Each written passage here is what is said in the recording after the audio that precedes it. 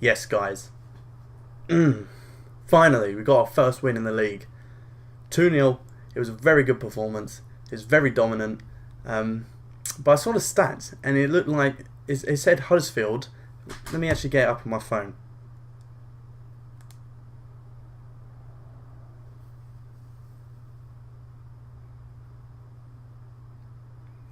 So apparently the stats from last night, Huddersfield actually had 57% possession. Did it look like that on TV, on the Sky Sports cameras? Because when I was at the game, we literally had the ball for must have been about 70 minutes of the match. We were literally in possession all the time. We didn't have any threat coming from Huddersfield. It was literally all us. I never felt worried the whole game. Didn't feel worried. I felt like we were going to get the win from the start. From kickoff, we had the ball played into Carroll.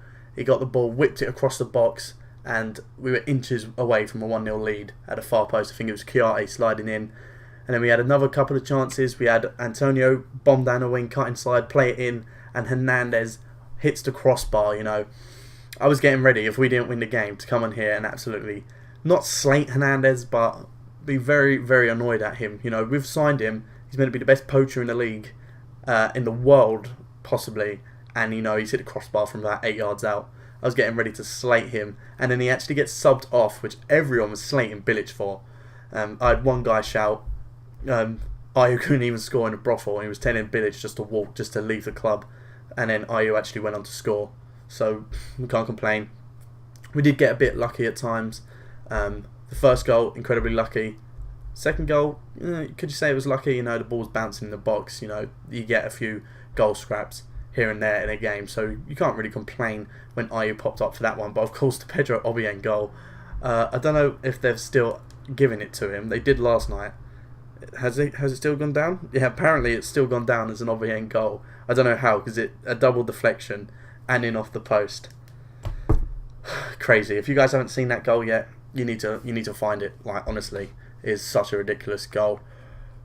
But 2-0 win, can't complain. 3 points in the bag, and now it's time to push on. When I saw the starting lineup though, I was a bit weary of Jose Font playing instead of Ogbonna. They're both out of form, but I would have had Ogbonna in the team over Font easily. But Font, my word, that is the best game I've ever seen him play in a West Ham shirt.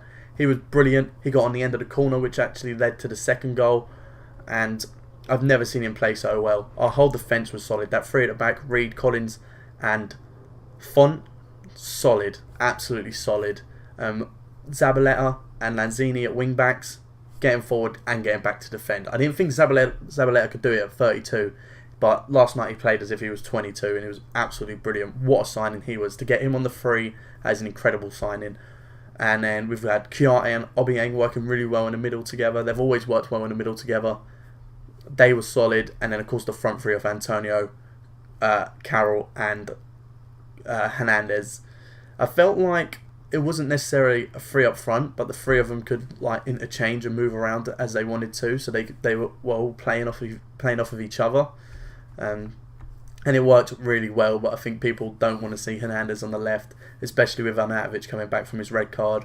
They want to see Hernandez back into the middle, but I don't know how that's going to fit in if we're playing a three at the back, to be honest. I don't think he'll go for Carroll and Hernandez both in the centre unless we play a 4-4-2.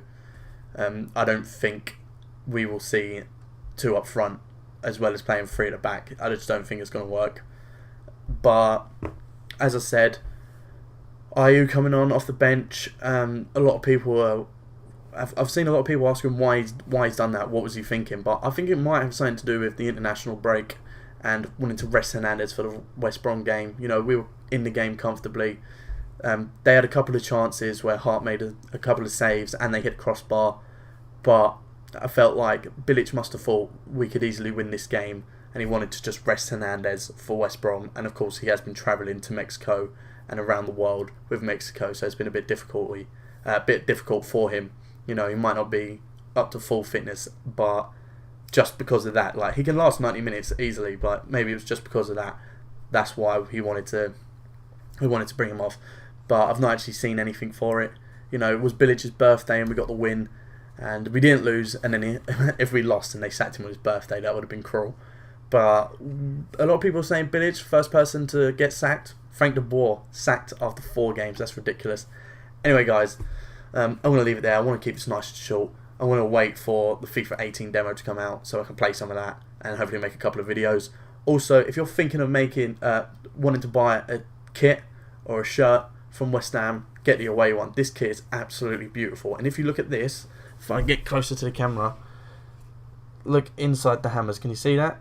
TIW for Thames Ironworks. I noticed that last night, and that is absolutely, it's a very good touch. It's a very nice kit, and the blue and the black works brilliantly. So if you're looking for a kit, get this one.